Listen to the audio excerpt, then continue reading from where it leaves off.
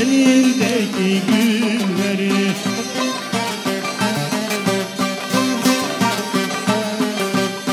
Yenge yenge Kezban yenge, çiçek mi açtın Kezban yenge? Yenge yenge Kezban yenge, muhtar mı oldun Kezban yenge?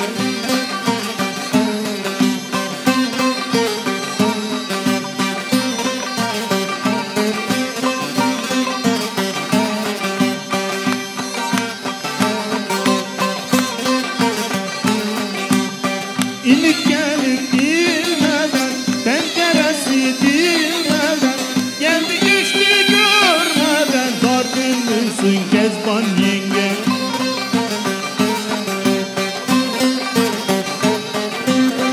Yenge yenge Kezban yenge, dargın mısın Kezban yenge?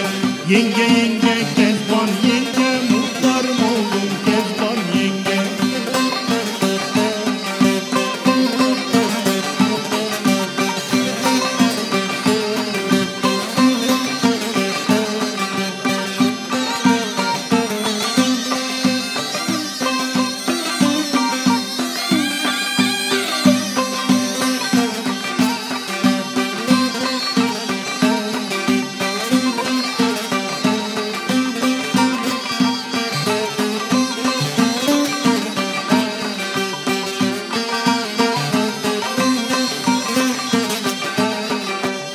Balta vurdum meşeye, rakı koydum şişeye, gel sarılalım yatalım ikimiz bir köşeye.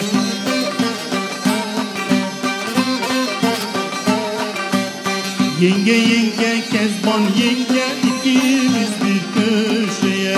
Yenge yenge Kezban yenge, ikimiz bir köşeye.